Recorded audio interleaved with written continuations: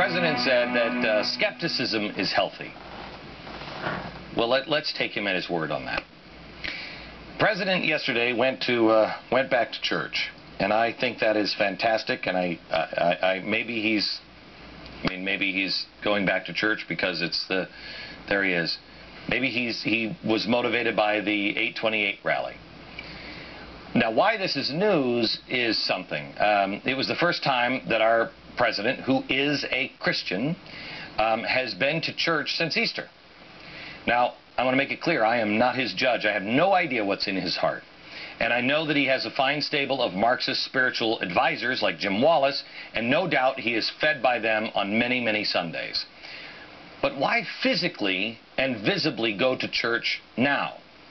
Skepticism is healthy, he said. Again, I don't know what is in his heart. Maybe he's going because he wanted to go.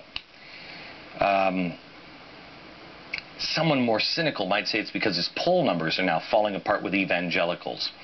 Now, lest you think I'm being too critical, let me remind you of what Newsweek's Howard Feynman said during 828 just a couple of weeks ago. Here's what he said. Should have joined a church here. Okay? Now, I'm not excusing any of the hatred or nasty language or any of the dirty strategy that we're talking about. But some things in politics you have to do, at least for the symbolism. Well, isn't that the problem? Isn't that the problem with America? People do things for the symbolism. And forget about the president in our own lives. Maybe the president was listening to Mr. Feynman.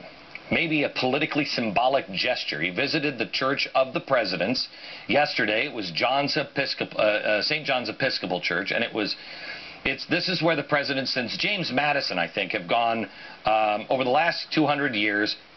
They go to be seen going to church. Now, if this sounds too cynical, here's what Politico just wrote about the president's support among pastors. Quote, though several moderate to conservative evangelical pastors support the president, polls show that a significant percentage of conservative Christians remain skeptical about President Obama's sincerity when it comes to the values that he says they share, and many now say they doubt his faith. Well, why are they skeptical? It's not because they think that he's a Muslim or, they hate him because of his race or anything else.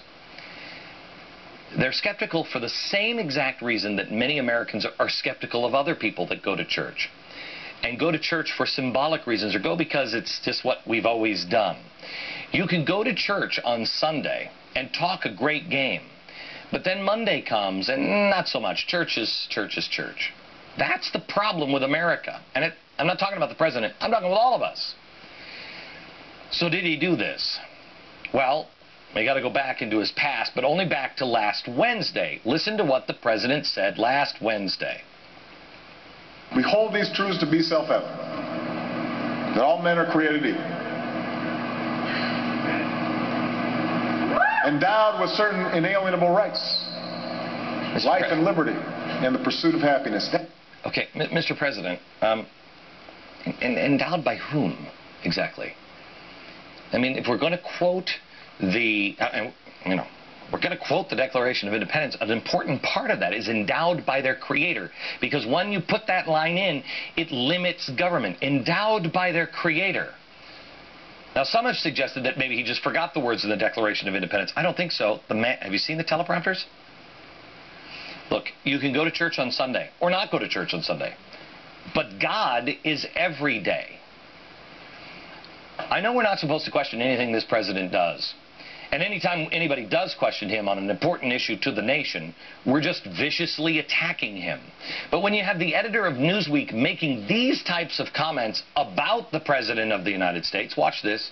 I mean, in a way, Obama's standing above the country, above the world. He's sort of God. He's going to bring all different sides together.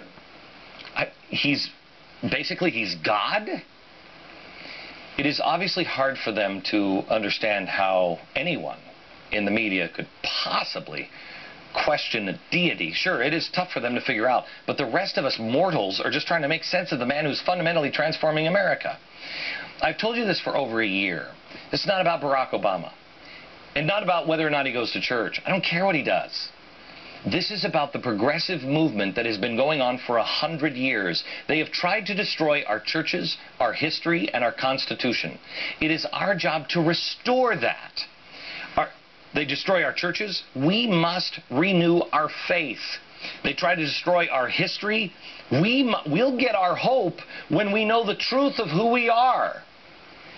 And charity? Where does charity come from? Well, the key is, and I've shown you this. This is a book that I think everybody should have. This is Peter Lillback's book. Oh, wow, now it's a #1 national bestseller. Congratulations, Peter.